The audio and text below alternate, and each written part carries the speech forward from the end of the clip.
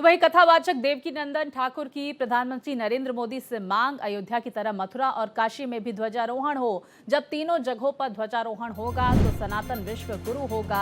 ध्वजारोहण सनातन काल का प्रतीक है। देखिए, बड़ी जानकारी सामने निकल कर आ रही है ध्वजारोहण को लेकर, जहां पर कथावाचक देवकीनंदन ठाकुर की तरफ से प्रधानमंत्री नरेंद्र मोदी से यह अपील की गई है, मांग की गई है। उन्होंने कहा कि अयोध्या की तरह मथुरा और काशी में भी ध्वजारोहण हो। जब तीनों जगहों पर ध्वजारोहण होगा तो सनातन विश्व गुरु होगा। ध्वजारोहण सनातन काल का प्रतीक है। कथावाचक देवकीनंदन की तरफ से प्रधानमंत्री से मांग की गई।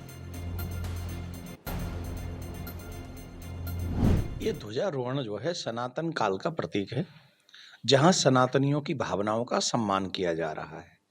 500 वर्ष की लड़ाई के बाद में ये समय मिला है जहां हम राम राज्य का दर्शन कर रहे हैं, जहां हम रामलला का दर्शन कर रहे हैं, जहां हम भगवान का दर्शन कर रहे हैं और आज ध्वजारोहण हो रहा है। ध्वजारोहण है सत्यमेव जयते का। भगवान श्री राम के मंदिर में इस ध्वजारोहण का जो हमारे शास्त्रों में वर्णन किया गया है, जो भी व्यक्ति ध्वजारोहण करता है अथवा उसका कोई दर्शन करता है, उससे भगवत धाम की प्राप्ति होती है। क्यों? ये जो ध्वजा है ये साधारण नहीं है, ये सत्य की विजय का ध्वजा होती है। जहां सत्य होता है वहां विजय होती है, जहां विजय होती है वहीं ध्वजा होती है। तो ये ध्वजा है और हम तो यही निवेदन करेंगे आदरणीय प्रधानमंत्री मोदी जी से। ये ध्वजारोहण अयोध्या में हो गया, एक ध्वजारोहण अभी मथुरा में और होना बाकी है, एक ध्वजारोहण काशी में होना बाकी है।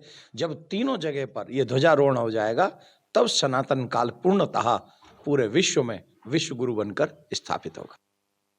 तो काशी और मथुरा में भी अयोध्या की ही तर्ज पर ध्वजारोहण हो, ये सनातन की मांग है। और ये तमाम बातें कथावाचक देवकीनंदन की तरफ से की गई, प्रधानमंत्री नरेंद्र मोदी से मांग की गई। वहीं देखिए किस तरह से ध्वजारोहण कार्यक्रम को लेकर अयोध्या नगरी को सजाया गया है। देवकीनंदन ठाकुर की तरफ से कहा गया कि जब तीनों जगहों पर ध्वजारोहण होगा तो सनातन विश्व गुरु होगा। ध्वजारोहण सनातन काल का प्रतीक है। ध्वजारोहण कार्यक्रम की तैयारियां इस वक्त काफ़ी तेज़ नज़र आ रही हैं। लगातार वो तस्वीरें भी हम आपको टीवी स्क्रीन पर दिखा रहे हैं कि किस तरह से प्रभु श्री राम की नगरी को सजाया गया है।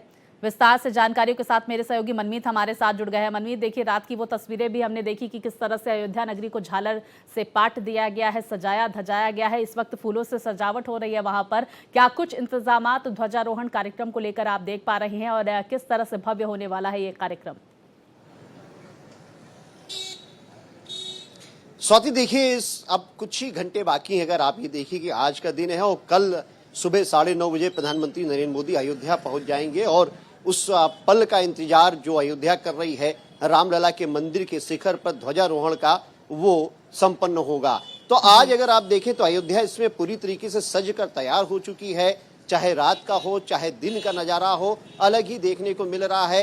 पूरे मंदिर परिसर को अलग अलग रंगों के फूलों से सजाया गया है। अयोध्या में रंग रोगन किया गया है और प्रधानमंत्री नरेंद्र मोदी जिन रास्तों से आएंगे, जब वो महर्षि वाल्मीकि इंटरनेशनल एयरपोर्ट पर उतरेंगे तो सीधे साकेत डिग्री कॉलेज हेलीकॉप्टर से आएंगे और साकेत डिग्री कॉलेज से आज शंकराचार्य द्वार जो है वहां पर जब पहुंचेंगे तो लगभग 1 किलोमीटर का जो रास्ता होगा, वहां उस रास्ते में वो रोड शो भी करेंगे। तो इस तरीके से पूरी अयोध्या को बहुत ही सुंदर तरीके से प्रधानमंत्री नरेंद्र मोदी के आगमन को लेकर सजाया गया है। सुरक्षा के कड़े इंतजाम किए गए हैं और अभी कुछ ही देर में मुख्यमंत्री योगी आदित्यनाथ भी यहाँ पर पहुंचने वाले हैं। पूरी जो तैयारी है उसकी मॉनिटरिंग करेंगे, यहाँ पर किस तरीके से पूरी तैयारी की गई है उसको देखेंगे और रात्रि प्रवास भी करेंगे। स्वाति, देखिए, ये बहुत महत्वपूर्ण है। किसी भी मंदिर पर जब ध्वजारोहण होता है तो वो एक प्रतीक होता है कि मंदिर अब पूरी तरीके से बनकर तैयार हो चुका है। तो अब भक्तों के लिए भी ये बहुत ही हर्ष का विषय होगा कि ये मंदिर पूरी तरीके से बनकर तैयार हो चुका है। इससे पहले वो सिर्फ रामलला के दर्शन करते थे, लेकिन अब मंदिर में 8 और मंदिर जो बने हैं उन मंदिरों का भी दर्शन भक्त कर सकेंगे। बिल्कुल, देखिए, भक्तों के लिए भक्तिमय माहौल कल से और देखने को मिलेगा जब ये ध्वजारोहण कार्यक्रम को प्रधानमंत्री नरेंद्र मोदी इस ध्वजारोहण को करते हुए नजर आएंगे और बेहद खास तस्वीरें लगातार हम दर्शकों तक पहुंचाएंगे। बहुत शुक्रिया जानकारियों के लिए मनमीत। तैयारियों को लेकर आप नजर बनाए रखिए।